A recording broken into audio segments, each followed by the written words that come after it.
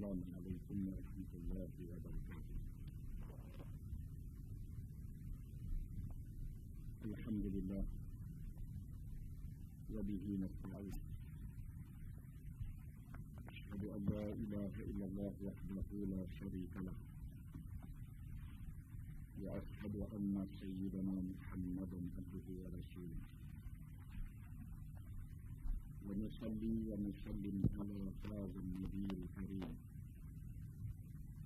وعلى آله وصحبه أجمعين. أما بعد. أيها المؤمنون اتقوا الله، أوصيكم وإياي بتقوى الله، فقد فاز المتقون. Muslimin dan muslimat, mudah-mudahan dirahmati Allah Subhanahu wa taala. Pagi sekecil anak batu, Allahu Akbar, baling. Allahu Akbar, baling. Allahu Akbar, baling. Dan mengucap ia pada tiap-tiap kali sebiji anak batu yang dilontarkan itu akan ucapan Allahu Akbar ala ta'atir rahman wa raghmi syaitan. Allahumma tasdiqan bi kitabik wattiba'an li sunnati nabiyyik. Makna dia ialah Allah itu Tuhan Maha Besar. Allahu Akbar. Makna Allah Tuhan Maha Besar. Ala ta'atir rahman. Aku melontar ini kerana taat kepada Tuhan yang amat pemurah. Kita lontar ni pasal apa? Pasal Allah suruh kita buat, maka kita buat. Tak ada guna tanya ni pasal apa duk lontar ni, bukan setan tak. Kalau betul pun kita lontar setan, takkan setan ni bodoh. Nampak orang nak punggai dia duduk tunggu lagi. Ini bukan kerja kita dah. Oleh kerana itu ibadat haji, oleh kerana Nabi SAW buat macam tu, maka kita kena buat macam tu. Habis cerita. Dan menghina akan syaitan. Kita i'tiqad dalam hati kita, kita lontar ni kerana taat perintah Allah. Allah suruh. Dan yang kedua, kita lontar ni sebagai simbol kita menghina syaitan. Begitu. Hai Tuhanku, aku membenarkan dengan kitab engkau dan aku menurut bagi jalan Nabi engkau. Kita ingat masa tu. Ni aku buat ibadat haji ni mengikut seperti yang ditunjukkan oleh kitab engkau. Quran habaq benda ni, maka aku buat macam ni. Dan aku buat ni kerana mengikut sunnah Nabi SAW. Masalah dia kata takbir mengiringi tiap-tiap sembahyang fardu. Kata Imam Al-Ghazali rahimahullahu ta'ala. Maka apabila sudah melontar Jamratul Aqabah, maka putihlah daripada mengucap talbiyah dan takbir. Selesai aja kita melontar Jamratul Aqabah 7 biji anak batu, maka berakhirlah takbir Allahu Akbar, Allahu Akbar, Allahu Akbar, habislah. Talbiyah habis sebelum kita start melontar tadi. Dan takbir juga habis dengan habisnya lontar 7 biji anak batu. Melainkan takbir mengiringi tiap-tiap sembahyang fardu yang 5 yang dinamakan dia dengan takbir muqayyad. Maka iaitu dimulai daripada zuhur hari nahar sehinggalah hari yang ke-10 daripada bulan Zulhijjah, sehinggalah kemudian daripada sembahyang asar pada akhir hari-hari tasyrik. Maka janganlah berhenti pada tempat melontar Jamratul Aqabah itu minta doa. Bahkan nanti berdoa apabila sudah sampai di tempat tinggal nanti. Faham tak? Dia kata bila dah habis selesai kita melontar tu, maka habislah talbiyah labbaik Allahumma labbaik, semua dah habis dah. Orang tak kata dah lepas pada selesai melontar. Yang ada cuma takbir raya saja. Dia sebut sana tadi, dia kata takbir muqayyad, takbir yang terikat. Terikat maksud dia apa? Terikat dengan hari 10, 11, 12 dan 13 sahaja. Habis sembahyang asar hari yang ke-13, maka habislah takbir raya. Tak disunat lagi dah lepas pada tu. Macam kita di Mekah duduk di sini pun bila raya haji, dah. Tadi sembahyang raya tadi takbir, habis sembahyang raya habis, tak lagi sembahyang zuhur. Lepas sembahyang zuhur sunat takbir raya pula. Tak lagi habis sembahyang zuhur, sembahyang asar. Lepas sembahyang asar sunat takbir raya lagi. Lepas itu sembahyang maghrib, lepas sembahyang maghrib sunat takbir raya lagi. Demikianlah habis satu hari-hari raya. Lepas itu hari 11 esoknya, hari 12, hari 13. Hari 13 habis sembahyang asar, maka itu penghabis masa untuk takbir raya. Demikianlah juga halnya dengan orang yang ada di Mekah dia buat haji. Hari yang ke-13 Zulhijjah, lepas sembahyang asar itu last untuk takbir raya. Ataupun disebut sebagai takbir muqayyad. Dan bermula sifat takbir itu, iaitu berkata, ya Allahu Akbar, Allahu Akbar, Allahu Akbar kabira, walhamdulillahi kathira, wa subhanallahi bukratan wa asila, la ilaha illallah wahdahu la syarika lah, mukhlisina lahuddin, walau karihal kafirun, la ilaha illallah wahdah, sadaqa wa'dah, wa nasara abdah, wa hazamal ahzaba wahdah, la ilaha illallah wallahu akbar. Itu takbir raya. Ada sikitlah kita punya, ada wa nasara abdah wa a'azza jundah ada, dan itu juga tidak salah, ada sabit dalam hadis Nabi sebut macam kita sebut. Muslimin dan muslimat yang dirahmati Allah sekalian. Masalah menyembelih korban dan hadiah, yang ini penting, tolong dengar elok. Kata Imam Al-Ghazali rahimahullahu ta'ala, dan sunat kemudian daripada melontar Jamratul Aqabah itu, ia menyembelih hadiah. Jika ada sertanya hadiah ataupun menyembelih akan korban. Kita di sana, kita ada dua sembelih. Satu, sembelih kerana nak buat korban sempena raya haji. Dan satu lagi, dia kata sembelih hadiah. Sembelih hadiah ialah sembelih dengan tujuan untuk daging yang binatang yang kita sembelih itu nak dihadiahkan kepada fakir miskin yang ada di sekitar tanah suci. Maka sembelihan itu dinamakan sembelihan hadiah. Dan kalau tengok dalam Quran pun, dalam suratul Hajj ada sebut tentang disuruh kita melakukan sembelihan hadiah ini. Bagi kita yang ada di sini, ada di Malaysia, tak pergi ke Mekah dan sebagainya, tidak ada sembelihan hadiah. Yang ada cumalah sembelihan korban sebenar hari raya haji. Bagi orang yang ada di Mekah, mereka ada dua. Dia boleh buat sembelih hadiah dan mereka boleh buat sembelih korban. Begitu. Maka disunatkan bagi jemaah haji, selesai dia melontar Jamratul Aqabah, sebelum bercukup. Sebelum bercukup, in between tu, selepas dia selesai melontar Jamratul Aqabah 7 biji anak batu, dia buat sembelihan dulu. Itu yang paling afdal, mengikut seperti mana Nabi SAW buat. Dan disunatkan pula kita sendiri sembelih binatang ni. Dan habis selesai tu, barulah kita mai untuk cukup kepala kita. Begitu. Maka yang lebih afdalnya ialah menyembelih ia dengan sendirinya. Ini dia kata. Dan dibaca pada waktu menyembelih itu akan ini. Bismillahi wallahu akbar. Allahumma minka wa bika wa ilaika taqabbal minni kama taqabbalta min khalilika Ibrahim. Maksudnya ialah dengan nama Allah aku sembelih binatang ini.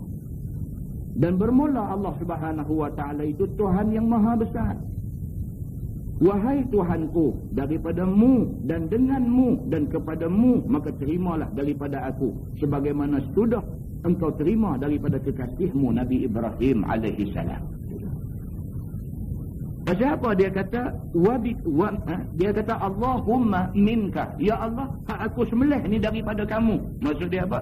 Maksud dia rezeki hak dapat ke kita ni Tuhan bagi. Maka dengan rezeki itu kita beli binatang untuk kita sembelih ni. Maka hakikatnya ialah hak ni pun Tuhan yang bagi. Kemudian dia kata lagi, wabika, dan aku sembelih ni dengan nama engkau ya Allah. Aku sembelih ni bukan kerana apa-apa, tapi kerana engkau ya Allah. Dan dia kata wa ilaika, dan aku sembelih ni sebagai persembahan aku kepadamu. Seperti mana Nabi Allah Ibrahim alaihi salam dulu Allah suruh buat korban anak. Maka kita hari ini tidak disuruh korban anak, sebaliknya disuruh korban binatang sebagai tanda kesanggupan kita berkorban kerana nak turut perintah Allah Subhanahu wa taala. Muslimin dan muslimat yang dirahmati Allah sekalian. Sini satu benda yang saya nak tekankan. Dia tak ada dalam kitab ni. Bagi kita yang ada di Malaysia, ada satu hadis daripada Nabi SAW. Hadis riwayat daripada Ali bin Abi Talib karamallahu wajhahu. Kata Sayyidina Ali, amarana Rasulullah sallallahu alaihi wasallam an aquma ala budni wa an atasaddaqa bilahmiha wa juludiha wa ajillatiha wa an la u'tiya al-jazzara minha. Faqala Ali, nahnu nu'tihi min indina. Hadis sahih Riwayat Imam Muslim. Dengar baik-baik ya ni. Dia ni banyak orang duk buat silap di sini. Sayyidina Ali bin Abi Talib karamallahu wajhah berkata, dia kata Nabi SAW mengarahkan kami suruh sembelih binatang korban. Sayyidina Ali kata Nabi pesan sangat-sangat dekat kami, sahabat-sahabat dia ni, seberapa daya cubalah bagi kita ni boleh buat korban menjelang hari raya korban. Cuba. Bahkan di sisi ulama fiqh, di sisi ulama fiqh, kalau kita tak mampu nak beli seekor kambing ataupun nak join dalam korban seekor lembu, kita ambil setangguh. Kalau kita tak mampu, sembelihlah ayam. Di sisi ulama fiqh, dia kata kalau tak mampu, sembelih ayam. Sebagai tanda kita ada teringin nak buat korban. Walaupun ayam tidak diterima, dia mau sekurang-kurangnya seekor kambing. Tetapi ulama fiqh kata, tunjuk juga keinginan dan kekuatan semangat kita nak buat. Tapi oleh kerana tak mampu, kita korbankan seekor ayam. Tu, nak tunjuk tu. Macam di kalangan ulama tasawuf pula dia kata apa? Latih diri kamu bagi jadi orang yang boleh menangis kerana mengenangkan dosa. Kalau kamu tak boleh juga menangis, ambil apa-apa pun dalam biji mata bagi menangis. Nampak? Jadi kalau bercakap dari segi ikhlas, tak ikhlas lah sebab kita buat benda tu bagi menangis. Tapi dia suruh juga, suruh latih bagi jadi boleh. Demikian halnya dengan korban ni, kalau tak boleh nak dapat kambing seekor, tak ada duit, ayam pun sembelih juga. Tunjuk kata kita nak turut serta dengan semangat orang yang melakukan korban. Begitu. Baik. Hadis tadi, Sayyidina Ali bin Abi Talib kata, Nabi SAW memerintahkan kami supaya kami buat ibadat korban ini. Wa an atasaddaqa bilahmiha wa juludiha wa ajillatiha. Dan Nabi pesan kepada kami, apabila buat korban, daging korban itu hendaklah disedekahkan kepada orang miskin. Dan disedekahkan kulit-kulitnya sekali. Dan disedekahkan wa ajillatiha, segala pekakeh yang ada di dalam perut binatang itu. Tak apa lagi setakat tu. Nabi kata lagi, wa an la u'tiyal jazara minha. Dan kata Sayyidina Ali, Nabi pesan kepada kami, jangan sekali-kali ambil apa-apa bahagian daripada binatang korban itu untuk diberikan kepada orang yang menyembelih korban itu. Ini yang saya nak beritahu. Sebab dalam masyarakat kita ni dia kira guna. Dia bahagi 7, dia bahagi 8 tumpuk. 8 tumpuk untuk kawal sembelih, kawal lapah apa semua dia bagi setumpuk. Perbuatan itu menyalahi hadis Nabi SAW. Bila menyalahi, dia menjadi dosa. Tak boleh. Atau saya jawab dah kat saya, kata mereka orang tua duk buat lagu tu lama dah. Saya nak bagi tahu, Nabi lagi tua daripada orang tua duk buat tu. Dan hadis ini adalah hadis sahih riwayat Imam Muslim. Dan tak ada susah apa. Kalau sebelum ni kita duk buat 8 tumpuk, lepas ini 7. Tak ada masalah apa. Yang duk bantah nak buat 8 juga pasal apa. Kita buat 7. Dah hak 7 tu bahagi kepada orang-orang yang buat korban ni. Kemudian atas orang tu lah nak dibahagi kepada orang-orang miskin, fakir dan sebagainya. Tak habis lagi hadis tu. Waqala Ali, dan berkata Sayyidina Ali bin Abi Talib, nahnu nu'tihi min indina. Kami mengupah orang yang sembelih ini dengan duit daripada poket kami. Ini cara dia. Kita panggil satu orang main sembelih lembu, main apa di rumah kita, buat 7. 7 tak termasuk kawah hak sembelih ni. Kawah hak sembelih tu duit asin kita ambil, bagi kat dia. Sagu hati pasal yang main tolong kami. Muslimin dan muslimat yang dirahmati Allah sekalian, tolonglah. Benda ni sengaja kita masukkan kerana dia bercakap tentang korban. Tapi kalau tuan-tuan nak tengok lebih lanjut huraian tentang masalah ni, buka di dalam Kitabul Udhiyah, buka di dalam kitab yang membicarakan tentang sembelih korban.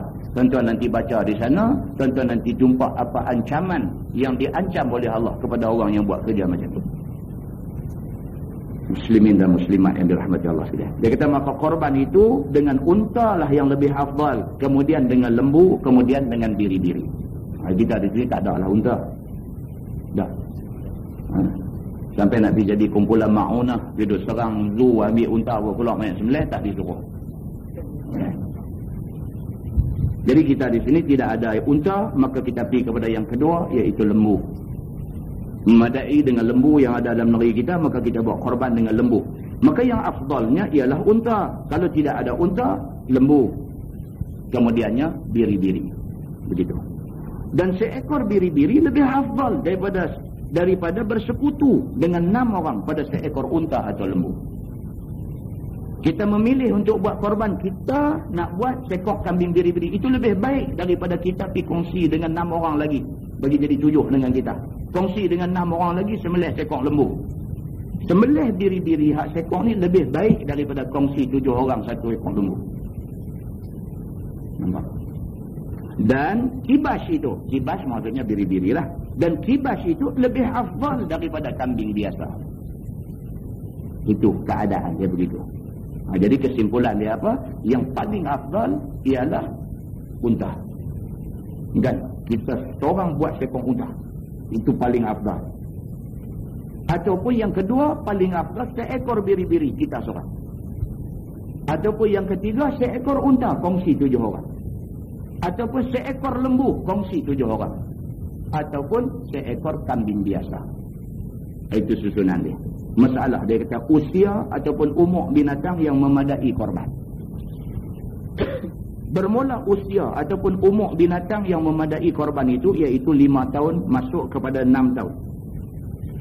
Bermula usia unta yang memadai korban itu iaitu 5 tahun masuk kepada 6 tahun. Kalau unta 5 tahun lebih. Nak pergi 6 tahun. Dan umur lembu iaitu 2 tahun masuk 3 tahun. Yang ni kena juga ambil kira tuan-tuan, sebab dia ditentukan. Umur ni ditentukan. Ini pun ramai orang buat korban tapi tak menepati syarat ni. Jadi tak sempurna ibadat korban dia. Begitu. Dan usia kambing biri-biri setahun masuk 2 tahun. Dan usia kambing betul dia kata. Kambing biri-biri ni tak betul kot. Tak macam mana? Tadi dia kata usia kambing biri-biri setahun masuk 2 tahun. Dan usia kambing betul, maksudnya kambing kampung kita ni. Kambing betul, dia kata. Iaitu 2 tahun masuk 3 tahun. Begitu. Dan inilah pada mazhab kita Syafi'i radhiyallahu anhu. Dalam mazhab Syafi'i begitu peraturan dia. Kena ambil ingat benar. Dan lebih-lebih lagi broker hadut menyaga lembu ni dia kena ambil ingat. Jangan menipu dalam soal ni. Broker ni cukup karut. Baik broker lembu, baik broker kaita, baik broker apa, kira kalau hak jujur baguslah. Ni hak kita duk kata tak bagus, ni hak tak jujur ni. Menipu banyak. Pupui untung atas angin. Tak sah dari segi jual beli, hasil yang dia dapat tu tak sah. Mengikut kaedah jual belinya ialah kita kena pergi beli dulu benda tu. Buat keluar duit kita cash dulu. Beli lembu harga 2,500. Buat keluar 2,500 bagi dekat tuan lembu tu dah jadi hak kita. Kita akad jual belilah dengan tuan lembu tu. Lembu tu dah jadi hak kita. Lepas tu kita jual ke orang. Kita nak pukul 3,000 apa pun, itu hak kita dah. Jual beli tadi dah sah, kita jual pula sah. Tapi hadut jadilah masyarakat kita lah ni macam mana? Kita keluar duit. Dia pergi tanya kawan tu nak jual berapa, kawan tu kata 2,000. Dia main abang sini 3,000. 1,000 dia layung kau aja. Kali kau ni bayang 3,000, dia lipat 1,000, 2,000 dia pergi bayang sana. Apa benda ni? Jalan apa dia dapat duit ni? Bagus punya himpun duit tu, sekong 1,000 cukup, pergi umrah. Bagus punya pergi minta ampun tepi Kaabah.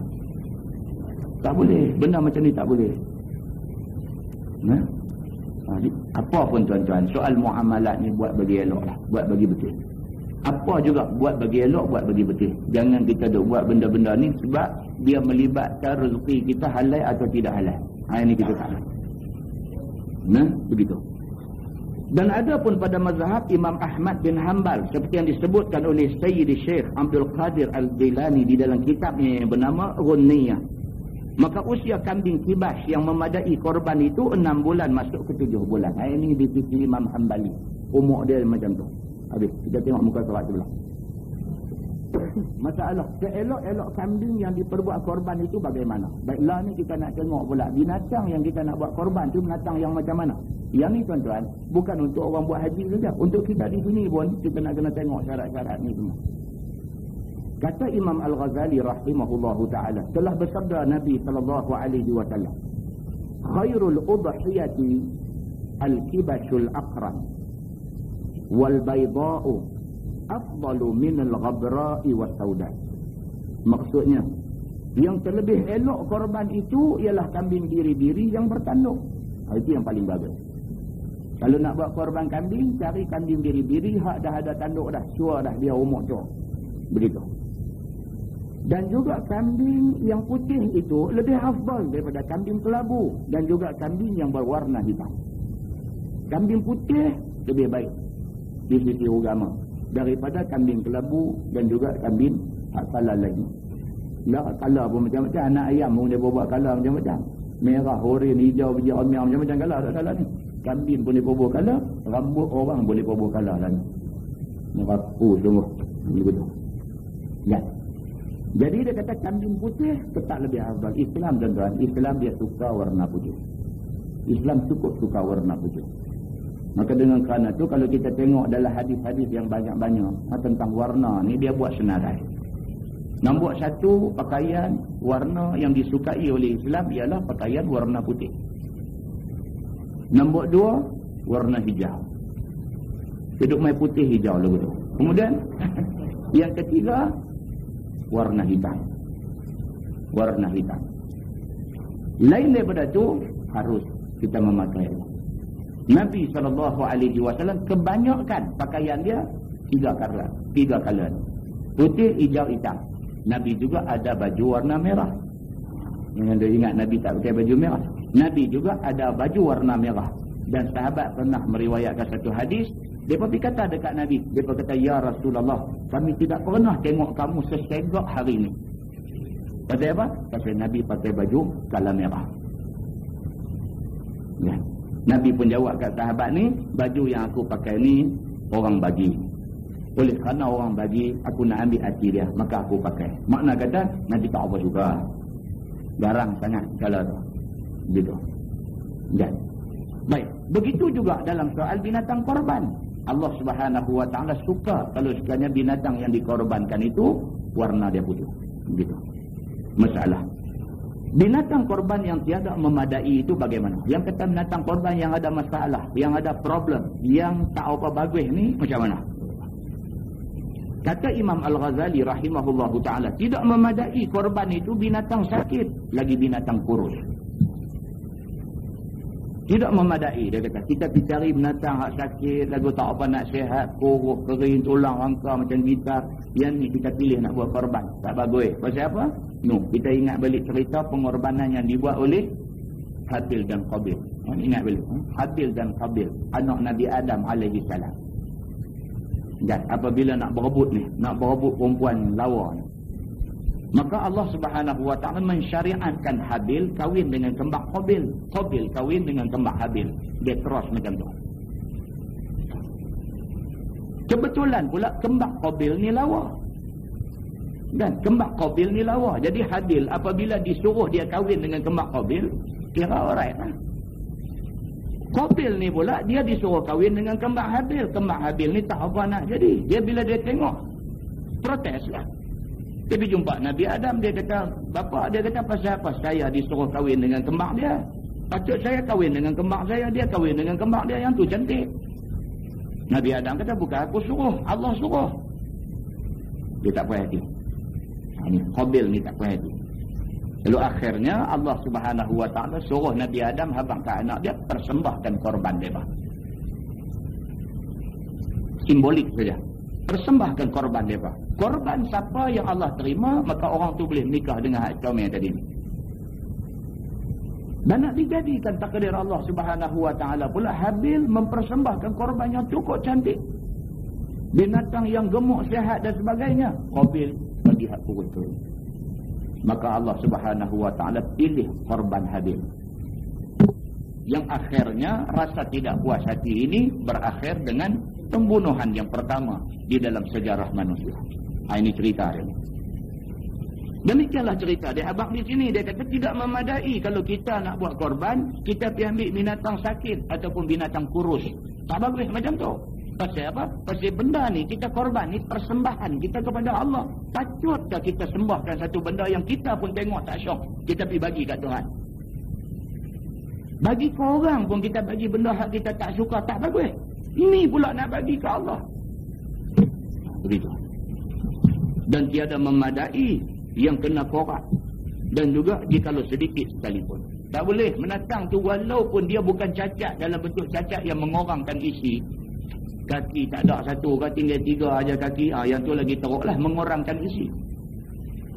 Naik korak aja pun tak boleh nak dibuatkan korban. Pasal apa? Tidak memadai korban yang seperti itu. Seolah-olah macam kita nak menghina Allah Subhanahu wa ta'ala. Seolah-olah begitu. Walaupun kita tak ada niat nak hina Tuhan. Tapi seolah-olahnya begitu. Anda pernah tahu ada satu bangsa dalam dunia ni, nama dia bangsa Kurdi. Pernah dengar? Kurdi. Mereka ni ada banyak di sempadan-sempadan antara Iran dengan Iraq. Banyak bangsa Kurdi. Bangsa Kurdi ni ada yang Islam, ada yang tak Islam. Campur-campur lah. Macam Arab jugalah. Ada Islam, ada Kristian, ada macam-macam. Bangsa Kurdi ni tuan-tuan, mereka ni tak menerima layanan seperti mana manusia. Kurdi ni, Saddam Hussein di Baghdad, dia banyak membunuh orang-orang Kurdi. Bunuh semata-mata atas alasan tak suka je. Bukan ada apa pun. Bukan puak ni hidup menyamun dalam negeri dia ke, pergi buat apa, tak elok ke dia ke apa, tak. Cuma alasan dia tak suka dengan bangsa Kurdi ni. Maka dengan kerana tak suka kepada bangsa Kurdi ni, dia hantar tentera dia dibunuh mati orang Kurdi. Bukan sikit Kurdi yang duduk di sempadan Baghdad, sempadan Iraq ni apa semua. Orang Kurdi yang duduk di kawasan tu tuan-tuan, kalau dia singgah kedai, dia minta minum. Mereka ni memang miskin lah. Kurdi ni semua miskin. Hidup nomad. Berpindah-landah daripada satu tempat ke satu tempat. Tak ada rumah tetap dan sebagainya. Mereka ni lebih teruk daripada Arab Batui lagi. Kurdi ni. Bila mereka singgah satu tempat, satu kedai ke apakah ada jual ayam, mereka minta nak minum ayam. Terpulanglah. Kebanyakan kedai tak bagi. Mereka halau lagu tu saja. Mereka tak bagi. Mereka anggap spare ni orang Kurdi ni. Tapi ada kedai bagi. Ada kedai yang tuan kedai ni ada kemanusiaan, ada peri kemanusiaan, dia bagi. Dia bagi cawan bagi minum. Lepas Kurdi ni guna cawan tu minum, dia katok cawan tu bagi pecah. Dia nak tunjuk kata hinanya Kurdi ni pada pandangan mata mereka ni. Dahsyat tuan-tuan. Ni yang kata dalam sejarah ketamadunan manusia, manusia yang kata mencipta tamadun rupa-rupanya tidak bertamadun. Apabila kita kastakan manusia, kita diskriminate di antara sama-sama manusia, dia ni kasta baik, dia ni kasta hina, kasta apa semua, bermakna kita masih belum bertamadun. Islam tidak melihat manusia begitu. Sebaliknya Islam ajak kita, inna akramakum indallahi atqakum. Sesungguhnya orang yang paling mulia di kalangan kamu ni di sisi Allah ialah orang yang paling bertakwa di kalangan kamu. Sebab Nabi SAW dalam beberapa hadis, Nabi pesan tinggal benda ni. Kalaulah ditakdirkan satu masa esok, kamu diperintah oleh hamba abdi yang berkulit hitam. Walaupun ditakdirkan kamu diperintah oleh mereka ni, selagi mana mereka ni taat kepada Allah dan taat kepada aku, Nabi kata, ke atas kamu mentaati mereka. Tengok, Nabi punya pesan benda ni. Maknanya dasar apatit dalam Islam tidak ada. Macam tu. Cantik tuan-tuan. Islam ni agama cukup cantik. Orang yang tak kenal Islam saja, mulut dia capui, suka dia kata macam-macam kat Islam. Dia ni mau tongkoi dengan batang mikrofon ni. Marah kat siapa pula, tak pasal-pasal. Kan? Dan tiada memadai. Ini masih duk cerita binatang korban ni lagi. Dan tiada memadai binatang yang buta ataupun binatang yang terbelah telinganya, jika tiada hilang daripadanya satu juzuk isi sekalipun. Tak mau juga. Walaupun telinga dia habis terkoyak. Telinga dia terkoyak, tak korang isi apa, cuma terkoyak aja. Tapi kalau sekiranya terkoyak itu berlaku selepas dia dilahirkan, dia lahir mai elok, lepas itu dengan kerana apa-apa sebab ke apa ke cari telinga dia, pun tak mau juga dibuat korban macam tu. Tidak memadai juga. Dan tiada memadai korban yang terkerat telinganya ataupun hidungnya, dan jikalau sedikit sekalipun. Dan inilah pada mazhab kita, mazhab Syafi'i rahimahullahu ta'ala. Lebih-lebih lagi terkerat. Terkerat ni makna korang isi lah. Terkerat hidung tak ada, korang isi. Terkerat telinga. Telinga tak ada korang isi. Jenis macam ni lagi-lagi tak mau. Kita buat korban tak mau jenis macam ni. Tak elok. Dan memadai ketiadaan susu dan ketiadaan ekor dari asal kejadiannya. Kalau beranak-beranak mai jenis ekor tak ada misalnya. Kelok-kelok mai lagu tak ada ekor kambing ni. Dia memang born macam tu. Dilahirkan tak ada ekor. Yang ni okey. Memadai. Dia tak boleh kita terima untuk buat korban. Ataupun dia ni jenis mandul. Tak ada susu. Dia tak ada susu. Tak ada susu tak apa. Boleh diterima untuk buat korban. Pasal apa? Benda ni kira Tuhan takdir keluar main macam tu. Maka diterima sebagai binatang korban. Bersalahan yang dikerat. Maka tiada memadai. Kalau beranak main memang tak ada ekor tak apa. Tapi kalau ekor ada syekh manakah seronok bila tengok kambing tak ada ekor. Bila kerat pula ekor hamba Allah tu. Tak boleh macam tu. Ada tuan-tuan jenis 3 suku ni ada banyak dalam dunia. Dia 3 suku. Dia tak boleh. Dia tengok dia lagu nak modify macam-macam. Dekat dia duk modify motor dia sudah habis lah. Motor orang keluar main elok-elok. Dia cabut pulong bagi bunyi periang duk angkat tayar. Lepas tu makgat orang bagi elok. Pergi tukar makgat buh lagu. Kaki modify. Modify.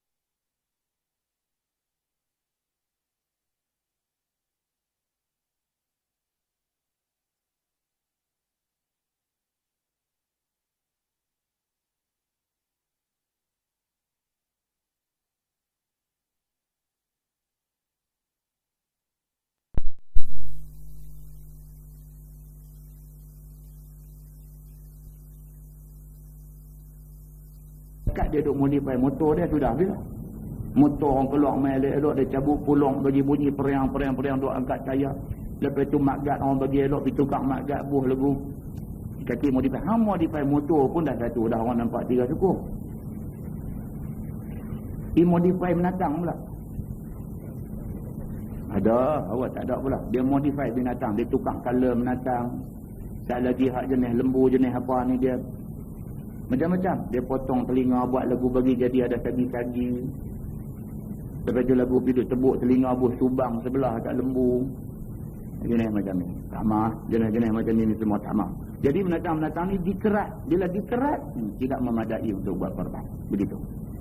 Dan memadai dia kata yang tiada bertanduk dan juga memadai yang pecah tanduknya jika tiada membinasakan dagingnya. Tapi kalau dah lepas beranak mai semua elok, tanduk pecah. Tanduk pecah tak apa sebab tanduk bukan daging. Ayam tu tak apa. Dia kata.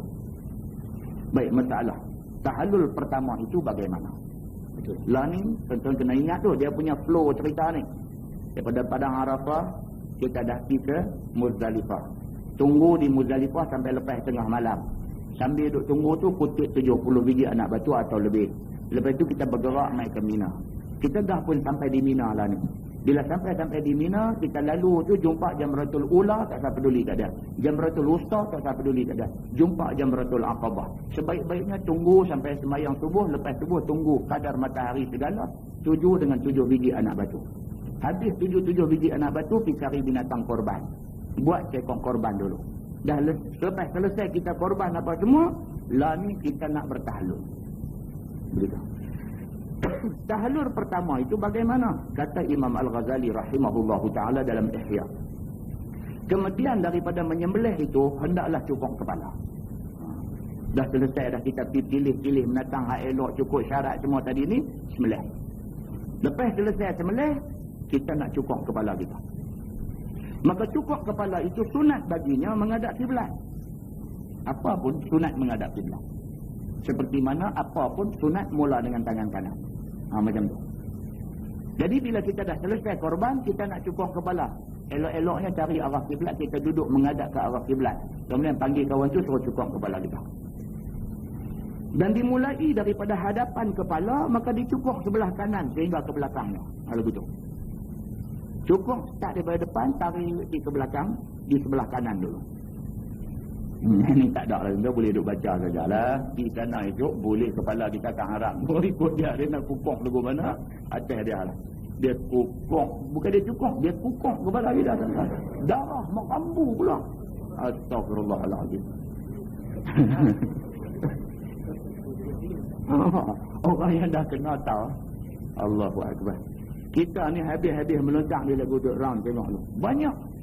Hak kedai barber ni tak sapi lah. Hak barber ada kedai ni tak sapi lah. Yang tu semua orang ni tak tahu nak abang. Penuh. Tak tahu bila nak sampai gilang kita tak tahu. Ni kita pergi cari hak model pisau saja ni.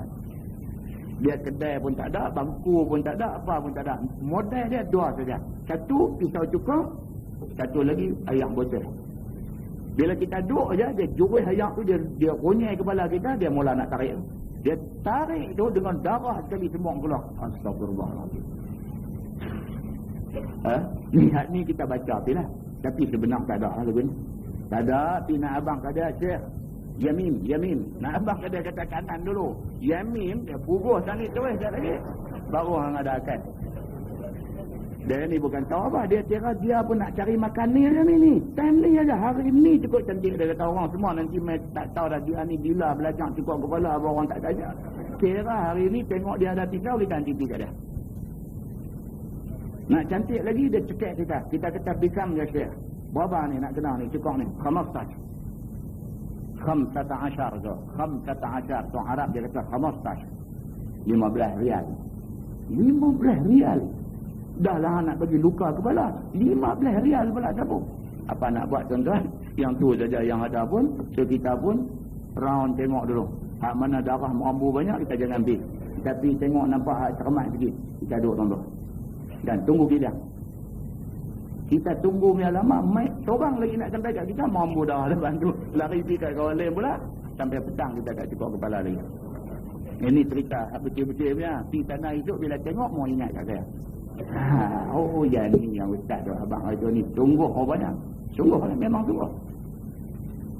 Cukup ni dia kata sebaik-baiknya apa? Menghadap kiblat, kemudian mula sebelah kanan, start daripada depan, tarik ke belakang. Kemudian maka dia ambil cukur daripada hadapan kepala yang baki, lalu dihabiskan yang sebelah kiri sehingga ke belakang. Maksudnya start belah kanan, kemudian tengah, kemudian last kali habis belah kiri, macam tu.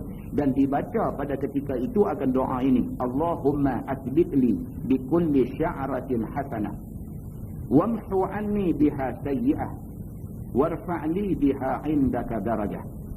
Maksudnya, wahai Tuhanku, sabitkan olehmu bagiku tiap-tiap sehelai rambut itu akan satu kebajikan. Kita baca, dia tak baca apa dah, dia bubuh.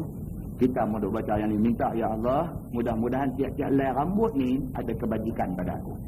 Rambut hak luruh tu Tuhan kira, tiap-tiap helai ni counted, dikira oleh Allah Subhanahu wa taala sebagai pahala kepada kita. Kita minta dekat Tuhan macam tu. Ya Allah, mudah-mudahan tiap-tiap helai rambut ni memberi pahala kepada aku. Dan hapuskan olehmu daripada aku dengan dia akan satu kejahatan. Selai rambut yang jatuh tu dapat pahala dan tolak satu dosa. Kita minta lagu tu dekat Tuhan. Dan angkatkanlah olehmu bagiku dengan dia di sisi engkau akan satu darjat dan ketinggian. Minta, ya Allah, aku buat ni semata-mata kerana turut perintah kamu, ya Allah. Angkatlah darjat aku supaya aku mulia di sisi kamu. Mudah ingat yang tu. Begitu. Bermula orang perempuan, afdal baginya gunting rambut. Orang perempuan tak boleh cukup. Apa iklan dalam TV? Seksi. Apalah perempuan pun hidup buat botak juga. Lah ni karut betul dunia lah ni. Jadi orang perempuan ni tak disunatkan cukup kepala walaupun dia pergi buat haji. Maka disunatkan orang perempuan ni kerat rambut. Potong sikit rambut dia. Kurang-kurangnya 3 helai rambut. Begitu. Dan yang tiada tumbuh rambut kepala, bahawasanya ia melalukan pisau pencukup di kepalanya. Kawah jenis kojek ni. Dia memang jenis dia minta mayang ajat lama dah, dia minta tak nampak nak terbit pun.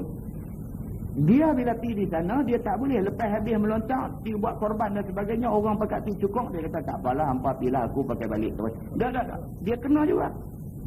Dia kata kena apa? Dia kata hang perli aku kan. Dia buka tengok tak ada apa. Walau tak ada apa pun, mau ambil pisau cukup, lalukan atas kelicinan dia itu. Lalukan sekurang-kurangnya 3 kali.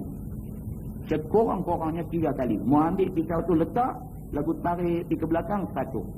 Tak nanti lagu tarik pergi 2, letak macam tu tarik pergi 3. Maka dia seperti orang yang melakukan ibadat bersyukur. Kenapa? Kalau orang hak jenis pakai akal agama ni dia tak buat. Buat kerja bodoh dia kata. Dia kata betul lah hadis Nabi suruh dia, tetapi hang pakai akal lah. Benda memang tak ada. Dia kata nak pergi cukup apa? Tak boleh. Pasal apa? Benda ni kena buat. Maka dia habaq kita di sini bahawa bagi orang yang tiada tumbuh rambut kepala itu melalukan pisau pencukur di kepalanya. Maksudnya buat syarat juga. Begitu. Maka manakala sudah bercukur kemudian daripada melontar Jamratul Aqabah itu, maka hasillah baginya tahallul pertama. Maka dengan itu dia sudah pun tahallul pertama. Begitu. Atau dikerjakannya melontar dan tawaf, ataupun dikerjakannya bercukur dan tawaf, maka salah satu daripada 3 kelakuan itu, maka hasil tahallul yang pertama. Ni 3 ni dia kata sama ada melontar Jamratul Aqabah dan bercukur, kira tahallul. Ataupun orang tu dia melontar Jamratul Aqabah kemudian dia tawaf dulu, juga dikira tahallul. Ataupun dia terus pergi tawaf dulu baru patah balik main melontar Jamratul Aqabah, juga kira tahallul. Mana-mana 2 daripada 3 dianggap dia melakukan tahallul awal, tahallul pertama. Begitu. Baik, masalah apakah yang halal dibuat kerana sudah tahallul pertama itu? Bila kita dah tahallul pertama, apa benda yang kita boleh buat? Tadi kita tak boleh buat banyak benda sebab kita adalah ihram. Tak boleh pakai minyak wangi, tak boleh pakai minyak rambut, tak boleh pakai pakaian berjahit dan sebagainya. Lah ni kita dah tahallul pertama, apa yang kita boleh buat? Kata Imam Al-Ghazali, apabila sudah tahallul pertama, maka halallah baginya tiap-tiap yang diharamkan di dalam ihram dulu. Benda hak dilarang tadi bolehlah, dia kata, melainkan jima' dan juga akad nikah, dan juga menyentuh perempuan dengan syahwat, dan juga mengambil buru-buruan. Hak ni tak boleh. Ya, hak ni tak boleh lagi. Kita dah tahallul awal, tapi kita masih lagi belum tawaf rukun. Orang yang belum tawaf rukun, dia tak boleh buat lagi benda ni. Dia nak berjima' dengan isteri, tak boleh lagi. Dan kalau sekiranya dia nak akad nikah, tak boleh lagi macam tu. Sama ada dia akad nikah orang ataupun dia sendiri nak dia akad nikahkan, tak boleh lagi pada masa tu. Ataupun menyentuh perempuan, habis-habis selesai melontar, habis-habis selesai bercukur, nak berjalan kaki daripada Mina nak balik ke Mekah kerana nak buat tawaf rukun. Berjalan kaki balik tu lagu duk pegang tangan bini cik, lagu duk hayun lagu tu. Bila duk hayun, dia pun naik pesawat. Kan? Dia main perasaan tak ketahuan dia ni mah. Maklum sajalah dah sebulan dah duk ada di sana, misalnya dia pergi kapal terbang awal, buat pula haji ifrat pula, orang tak pernah buat pergi kapal terbang awal buat haji ifrat, dia buat haji ifrat misalnya. Jadi dia dah lama dah duduk tahan diri dia, tengok bini pun nampak comel lain macam aja, dia lumai tak tahuan. Dia pegang bini dia jalan, lagu duk hayun tangan, tak boleh. Macam tu tak apa dia buat. Ingat ulang masuk ulang. Ulang Firaun ni apa? Tak boleh macam dia ni duk ngajak bab ulang ni. Kan? Baik. Jadi dia kata orang yang sudah tahallul pertama boleh buat benda yang dilarang kecuali benda-benda ni. Apa dia? Jimat dengan jimat dengan isteri ataupun akad nikah ataupun sentuh perempuan dengan nafsu syahwat dan sebagainya tak boleh. Maka iaitu tiada halal melainkan apabila telah mengerjakan yang tiga dalam masalah itu, yakni sudah melontar, sudah bercukur dan sudah tawaf rukun, maka barulah dia tahallul tsani. Bila dah tahallul tsani, boleh dia jadi macam orang biasa balik. Begitu. Masalah, apakah yang halal dikerjakan apabila sudah tahallul tsani? Kata dia halal bagi orang yang sudah tahallul tsani itu untuk jima, dan halal sekalian barang yang diharamkan di dalam ihram dahulu. Tuan-tuan, pasal apa tuan-tuan? Bila kita baca ni, dia lagu ulang main jima' ni kerap sangat pasal apa? Sebab dia sebenarnya tuan-tuan, dia jadi masalah di sana. Itu sebab lah ni, baik tabung haji, baik pakej, bayar mahal 2-3 ribu. Mereka menyediakan satu bilik. Bilik tu dia namakan bilik berkat. Bilik berkat. So, siapa nak guna bilik tu, mau kena tender dulu. Dia nak ambil pukul berapa sampai pukul berapa apa semua, nak kena tender. Dah ada satu kerani jaga kunci tu. Pasal apa tuan-tuan? Ujian. Bumi Mekah ni bumi ujian. Ada kes-kes yang dah jadi. Suami ni sampai pergi tumbuk Arab hak jual di kedai tu. Pasal apa? Pasal semata-mata kerana dia faham kata Arab ni mengorat bini dia. Ditumbuk. Wahai di sini, masa duduk di sini, taklah cemburu sampai jadi macam tu dah. Tapi pergi sana dia jadi. Pasal apa dia jadi? Satu, pasal bumi tu bumi ujian. Dia pula dalam keadaan buat ibadat. Yang kedua, dia dah lama dah tak boleh duduk melawak dengan bini dia ni. Datang Arab dia duduk melawak dengan bini dia. Oh, dia kata, aku pun tak boleh. Dia kata, boh, gam kata sebiji. Kebah kau untuk pergi balik baju-baju jubah dengan kain serban ni. Kebah pergi balik tu. Jadi, tabung haji bincang benda ni. Tabung haji bincang benda ni. Macam mana cara kita nak meredakan ni. Jadi cemburu tak tentu punca ni. Maka akhirnya lah ni dia siap bilik-bilik ni. Tujuan dia apa? Supaya cemburu yang tak ketahuan ni diredakan. Diredakan dengan jalan-jalan yang macam ni. Itu sebab bila kita baca kitab fiqh ni, baca dia duk main perkataan ni kerap. Jadi tuan-tuan jangan duk ingat berkata penulis kitab ni apa karut. Dia sebut yang ni aja. Dah, dia sebut ni kerana benda ni berlaku di sana. Maka dengan kerana tu dia sebut. Baik, maka maksud tahallul tsani itu seperti apabila dia sampai ke Mina, maka melontak dia, kemudian menyembelih ia. Menyembelih ni sunat. Kemudian bercukur ia. Kemudian pergi ia pada hari itu juga. Maksudnya hari 10 tu juga pergi ia ke Mekah kerana tawaf rukun. Maka sudahlah ia tahallul tsani namanya. Biasanya kita nak bagi cepat. Nak bagi cepat tahallul tsani. Kalau ikut tabung haji dia tak bagi pergi. Tabung haji tak bagi pergi. Tabung haji dia kira mau ikut arahan. Daripada Arafah mai Muzdalifah. Muzdalifah mai di Mina. Sampai di Mina melontar. Lepas melontar bercukong. Lepas tu dia suruh duduk di Mina 3 hari 3 malam. Duduk di situ. Sampai 13 Zulhijjah. Lepas tu baru bertolak balik ke Mekah. Barulah tawaf rukun. Barulah tahallul tsani. Bagi orang-orang yang ada adik-beradik di sana ke, ataupun orang yang dah biasa pergi kali pertama, ini kali kedua bagi dia ke, ataupun bagi orang yang berani tak tentu punca ke dan sebagainya, bagi orang yang jenis macam-macam ni, dia memang tak sungguh.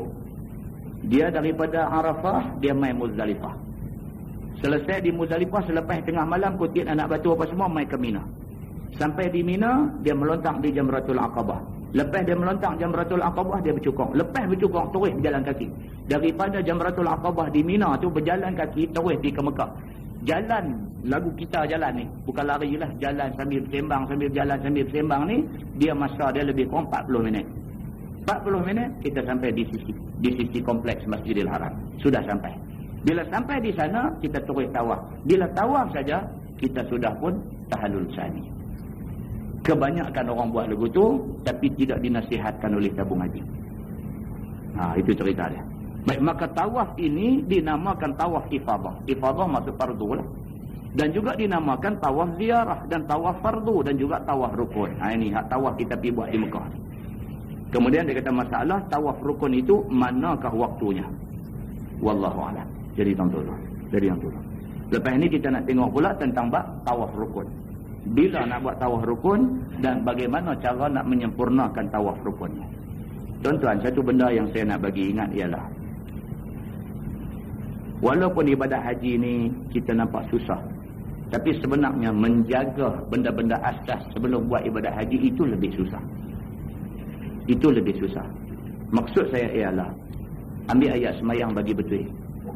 Yang tu lagi susah orang nak jaga. Tuan-tuan cuba bayangkan orang yang ambil ayat semayang tidak sah. Saya selalu ulang benar. Orang yang ambil ayat semayang tidak sah. Dia pergi ke Mekah, dia buat haji. Ibadat haji ni semua sekali tak perlu kepada wuduk kecuali tawaf. Tawaf kena ada wuduk.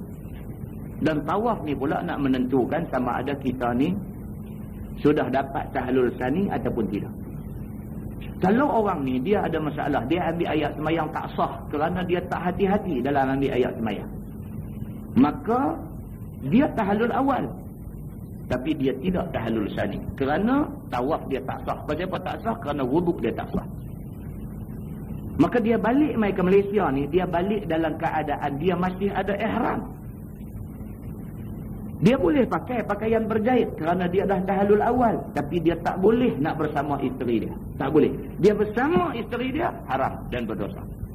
Dia bersama isteri dia haram dan berdosa. Sehinggalah dia kena pergi balik ke sana dan tawaf fardu balik.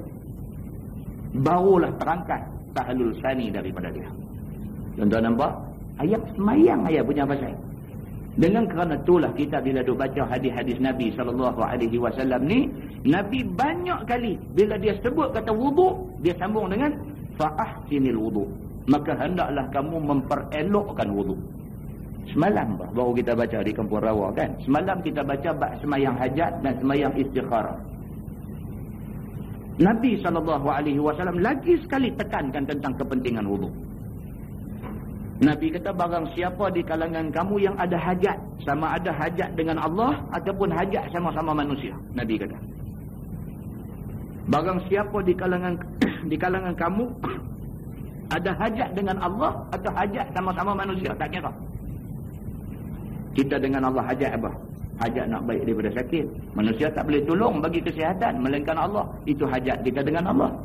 Hajat dengan manusia apa? Kita nak minta tolong dia apa-apa. Kita nak supaya Allah lembutkan hati dia dan dia mau tolong kita. Itu hajat kita dengan manusia. Maka Nabi kata barang siapa ada hajat dengan Allah ataupun dengan manusia, maka hendaklah ia berwuduk. Nabi kata, "Falyatawadda." Dia tengok, apa kena mengena? Kita ada hajat dengan Tuhan, ada hajat dengan manusia. Nabi kata, "Falyatawadda." Maka hendaklah kamu berwuduk. Fa'ahsinil wuduk. Maka hendaklah kamu memperelokkan wuduk itu. Nabi selalu sebut macam tu. Kalau kita ada hajat tak tertunai, ambil ayat semayang. Ambil ayat semayang bagi elok. Imam An-Nawawi kata yang dimaksudkan dengan fa'ahsinil wuduk, maka perelokkan wuduk itu ialah menjaga yang fardu-fardunya dan juga yang sunat-sunatnya dan juga mengambil berat akan fadilat-fadilatnya. Sambil dia ambil ayat semayang tu, jaga hak mana fardu. Apa dia? Basuh muka, tangan, apa semua, kepala, kaki ni fardu. Yang ni jangan duk bagi slack. Fardu. Sunat. Kalau boleh perelokkan yang sunat. Start dengan basuh tangan sampai pergelangan tangan, kumuk, apa semua ni sunat. Basuh telinga. Buat benda-benda hak sunat ni. Kemudian 3 kali. Tiap-tiap anggota 3 kali. Itu sunat. Buat 3 kali, 3 kali, 3 kali. Lepas tu mengambil kira pula fadilat wuduk. Dalam kita duk basuh muka tu ingat ada hadis Nabi SAW kata orang yang berwuduk tiap-tiap kali air yang kena kawasan wuduk muka misalnya jatuh, maka bersama dengan jatuh air itu ataupun bersama dengan jatuhnya titik yang penghabis daripada anggota wuduk itu, gugur bersama dengan air semayang itu segala dosa yang melibatkan seluruh muka dia. Dosa mata, dosa hidung, dosa mulut, dosa apa, luruh sekali dengan air semayang. Dan dosa-dosa itu adalah dosa-dosa kecil. Mau ingat sekali. Jadi kita ambil ayat semayang tu bukan sekadar ambil nak semayang je, tapi ambil dengan tujuan nak memperelokkan wuduk, menjaga fardu, menjaga sunat dan ingat fadilat-fadilat wuduk. Lepas selesai itu Nabi SAW kata farka' raka'ataini. Lepas itu kamu sembahyanglah sunat hajat 2 rakaat. Nampak tuan-tuan? Kalau bak semayang sunat hajat yang sunat tu pun Nabi emphasize macam tu, Nabi bagi penekanan sampai macam tu, tuan-tuan boleh fikir tak ibadat haji ni masuk dalam rukun Islam ibadat haji. Lebih-lebih lagi kita kena jaga soal wuduk ni, kena jaga. Ambil ayat semayang mau bagi sempurna, puas hati, elok. Pasal apa? Pasal benda ni akan menyebabkan ibadat yang kita buat elok atau tak elok. Itu sebab tuan-tuan saya kata mengaji agama ni Nabi SAW beritahu dekat kita start daripada atas nui sampai liang lahat tak habis, tuan-tuan. Tak habis. Mana boleh kita kata cukup dengan sebulan 2 kali, kita kata cukup dengan sebulan sekali, cukup dengan seminggu sekali. Tak boleh, tuan-tuan. Mengaji adalah satu proses yang berterusan. Tak habis daripada kita mula reti apa yang orang ajak kita sampailah kita tak reti apa, koma masuk dalam kubur. Pada waktu tu proses belajar ilmu agama ni mesti terus berjalan. Jadi kita tak tahu, jangan segan untuk tanya orang, kerana tanya orang itu membantu pengetahuan kita. Wallahu a'lam. Lepas ni kita tengok bab tawaf. Kita menggunakan Bahrul Mazi jilid 6. Bahrul Mazi jilid 6. Muka surat 50. Muka surat 50. Kita sampai pada satu masalah baru, iaitu masalah tawaf rukun, bilakah waktunya. Kita dah selesai pada bulan 7 dulu melihat tentang rukun-rukun ibadat haji, daripada niat sampailah last sekali kepada wukuf di Padang Arafah. Kemudian daripada wukuf di Padang Arafah, kita pun bertolak meninggalkan bumi Arafah, kita sampai di Muzdalifah. Kita buat satu wajib haji, iaitu bermalam di Muzdalifah. Lepas selesai kita bermalam di Muzdalifah, kita bertolak ke Mina. Dan kita dah sampai di Mina, kita dikehendaki buat beberapa benda di Mina. Di antaranya ialah melontar Jamratul Aqabah pada pagi 10 Zulhijjah. Selepas melontar Jamratul Aqabah pada pagi 10 Zulhijjah, kita bercukur. Selepas itu kita bertolak ke Mekah untuk melakukan tawaf rukun. Pada malam ini kita sambung tajuk tawaf rukun itu bilakah waktunya. Kata Imam Ghazali rahimahullahu ta'ala, dan bermula awal waktu untuk tawaf rukun itu ialah kemudian daripada pertengahan malam, daripada malam menyembelih. Tuan-tuan, kita ada di Arafah 9 hari bulan, 9 Zulhijjah. Malam tu dia panggil malam 10, maksudnya malam sembelih, maksudnya malam raya haji. Pada malam tu kita bertolak daripada Arafah pergi ke Muzdalifah. Kita mesti berada di Muzdalifah selepas tengah malam.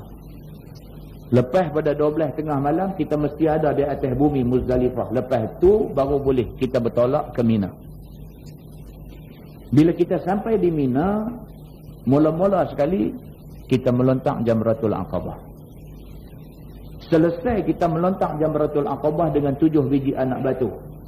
Yang kita terangkan detailnya pada kuliah kita yang lepas. Jamratul Aqabah ni kena jaga betul-betul, tuan-tuan.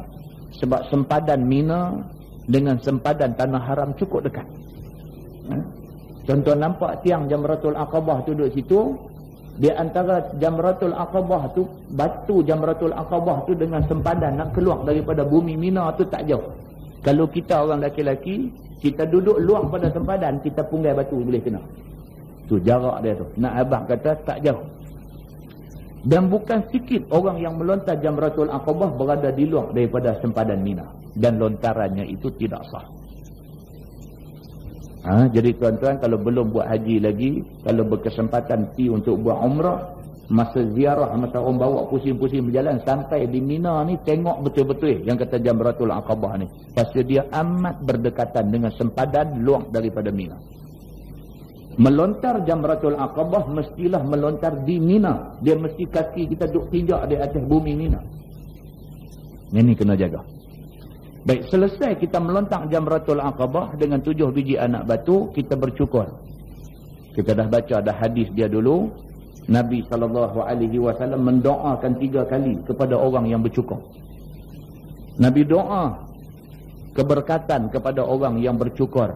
Sahabat tanya Nabi, ya Rasulullah, macam mana kalau bergunting? Tak cukup, dia hanya potong sikit rambut, sayang, remuh dah. Nabi kata, dia doakan keberkatan kepada orang yang bercukur. Sahabat ni tanya lagi, ya Rasulullah, macam mana dengan gunting? Nabi doa lagi keberkatan kepada orang yang cukur. 3 kali. Dia kata, ya Rasulullah, macam mana dengan orang yang gunting? Barulah Nabi doa untuk orang yang gunting.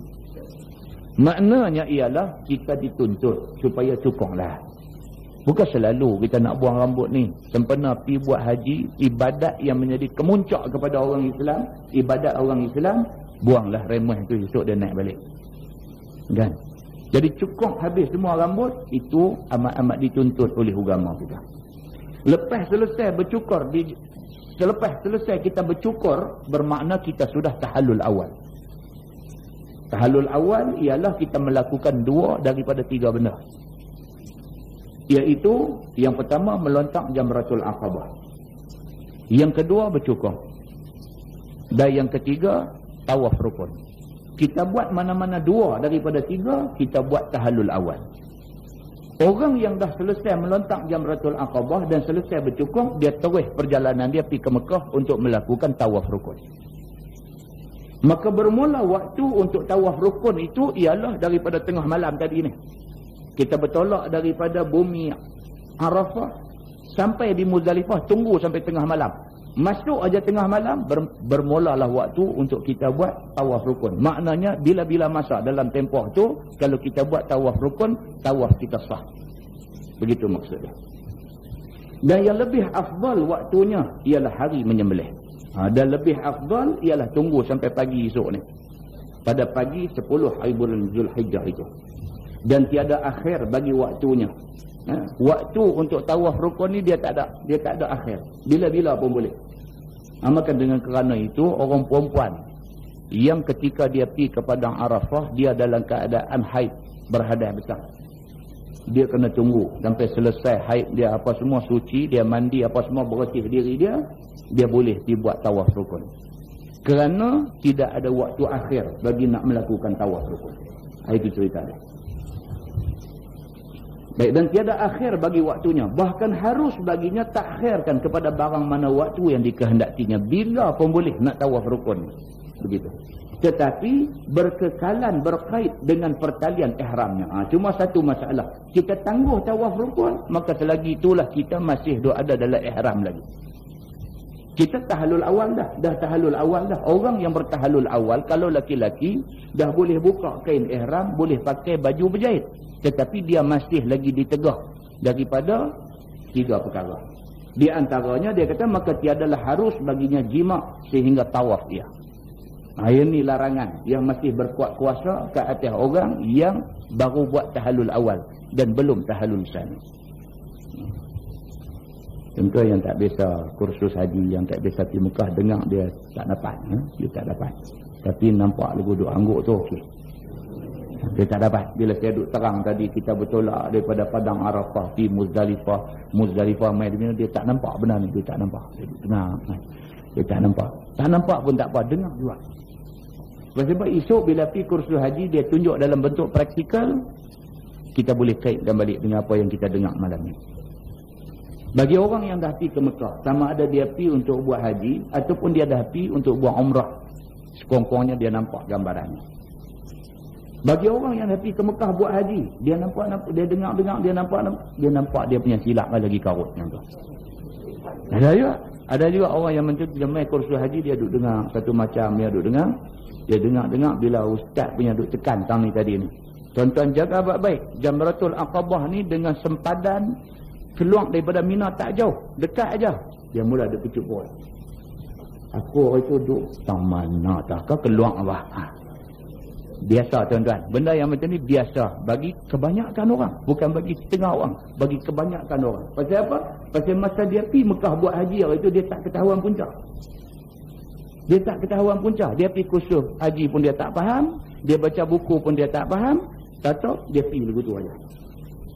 Bila dia balik, dia duduk dengar balik, baru dia mula duduk nak faham, baru dia duduk main kecup perut.